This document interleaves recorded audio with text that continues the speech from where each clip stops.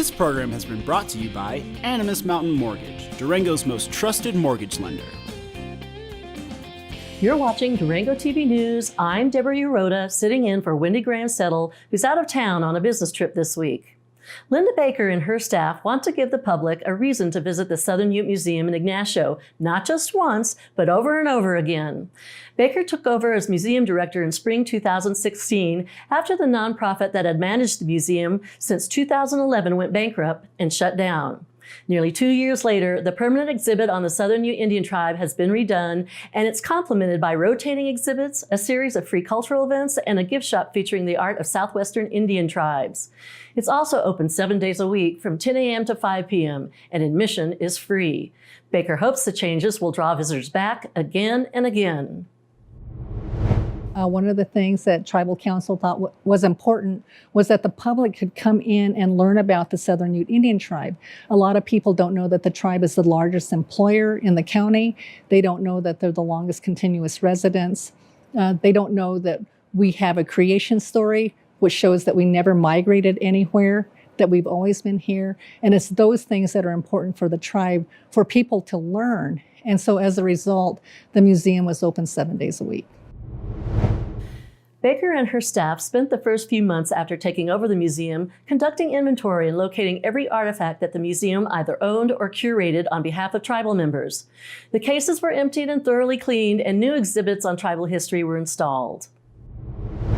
You can come in and you can walk a timeline, so to speak, starting with petroglyphs and pictographs and go all the way around the gallery and then end up with KSUT, which is a tribal radio station. It started as a tribal radio station, and that exhibit was put in when KSUT was celebrating their 40th anniversary.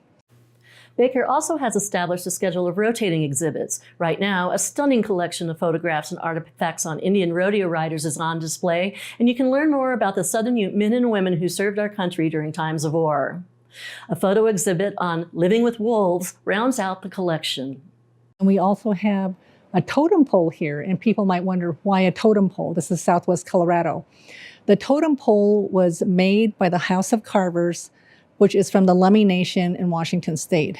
It's a solid piece of cedar, and it stands in the Welcome Gallery. And it was donated to the Bears Ears Coalition in Utah, of which the Ute Mountain Ute tribe and the Ute tribe in Utah are directly involved. And so as a sister tribe, we're supporting them by having the totem pole in here and providing information about the Bears Ears situation to the public when they come in.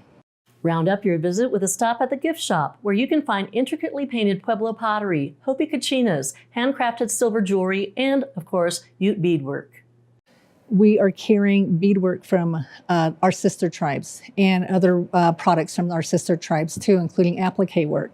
And so that means there's beadwork here from the Southern Ute tribe, the Ute Mountain Ute tribe, and the Ute tribe. And it ranges everything from fully beaded baby moccasins to some of the, well, Navajo, this is Navajo beadwork up here, but we have just purses, pouches, things for stick games, things that are a little bit unusual, maybe to the general public, which is where the learning aspect comes in, but it might be kind of common knowledge for tribal members or Native people.